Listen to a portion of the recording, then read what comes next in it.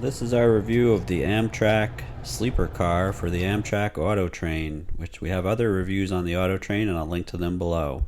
Specifically, this sleeper car is in the AutoTrain that leaves from Virginia and arrives in Florida and vice versa.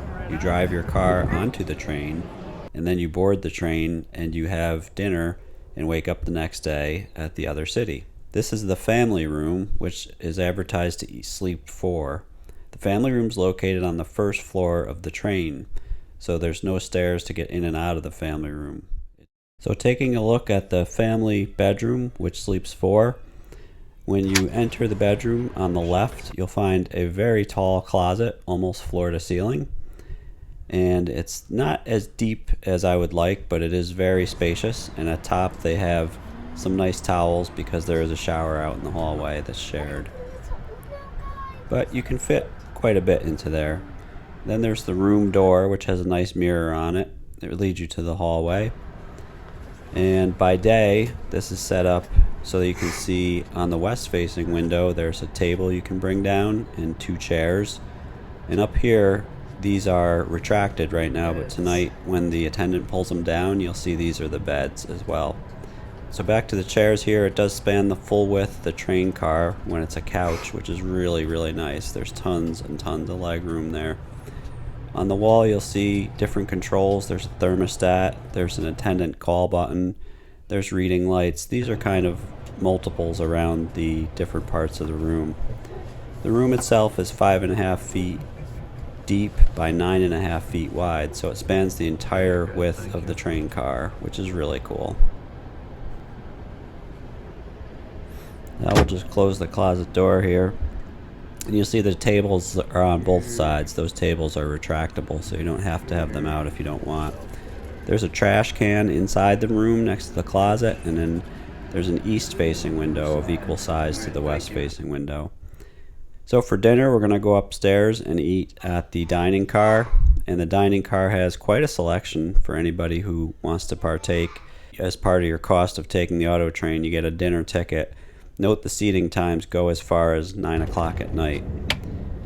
So here's the same 4-person family room after the turn-down service. We had arranged to have ours turned into the bedroom while we were at dinner. You can see the side table is now retracted, and there's a long bed in the center of the room, and there's a bunk bed on top of the long bed, which also will very comfortably fit an adult.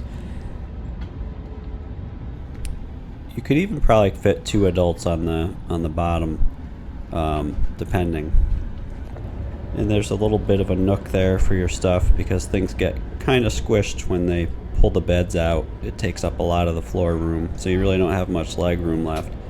On the right side, there is 2 bunk beds for kids. They're shorter, and there's a sizable gap between them. And the reason I note that is in some of the website pictures on Amtrak.com, it looks like you could kind of stretch across those, but there's really too much of a gap.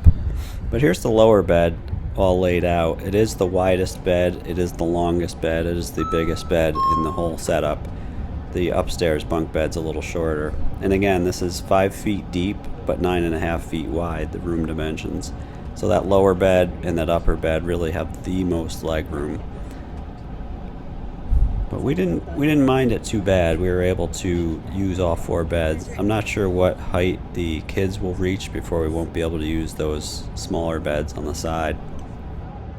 So comparing that to the 3-person bedroom, or 2 adults and a toddler bedroom, and I'll link to this full review of this below, you can see that this bedroom has a couple things going for it. It has its own bathroom, which is really the reason we used it when the kids were infants.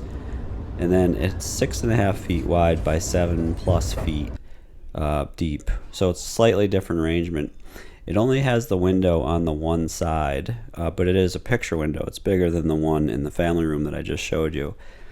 And it's not like you have a wall on the other side. You have your door with a curtain, and if you wanted to open your curtain, you'd see right through the hallway and you'd see what's out that side. But also people going down the hallway could see into your room, so that's kind of a good and a bad. And when you get where you're going, they will take your car off the train and give you your keys back and you're off and running. So either bedroom is great if you're traveling with kids. And that leads us to our best tips that we have. Tip number 1 for 2025, call Amtrak to verify your departure time. As of what's on the ticket, it's usually accurate, but you want to call anyway before you plan your trip because you want to make sure you're there. It's usually an hour and a half to 2 hours before the ticket says the train leaves that they need you at the station, or they won't be able to get your car on. Tip number 2, find out if your seat is on the upper or lower level. The stairs are tight and narrow. You do have to use the stairs if you're on the lower level to get to the dining car because the dining car is on the upper level. But if your seats are on the lower level to begin with, it does make it easier to board and deboard. Tip number 3, bring a portable charger. And I'll link to this one below, but this is the one I've been using. It works really well. It speed charges your phone faster than if you plugged it in. Most rooms only have one plug in the whole room, and you don't really get the signal you think you're going to get while you're on the train for your cell phone, so it might use more battery by roaming. These give it a quick charge and bring you back up to a normal amount of battery in a small amount of time. Tip number 4, download video content before you leave. Amtrak does advertise Wi-Fi on the AutoTrain, but this is my 6th trip on the AutoTrain and I've never gotten it to stream video. So I always download the video ahead of time. You gotta. Tip number 5, pack backup food and snacks. There are occasions where you'll get that 9 o'clock dinner ticket and it's just too late and you're starving.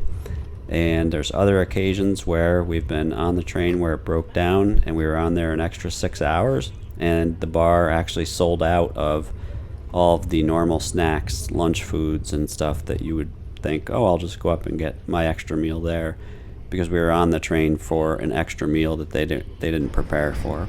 So always bring backup snacks. And that's it for 2025. I hope you enjoyed this video as much as I enjoyed making it, and always leave comments below. We love to read the comments, and please share with somebody else if you think this is useful. Thanks again for watching.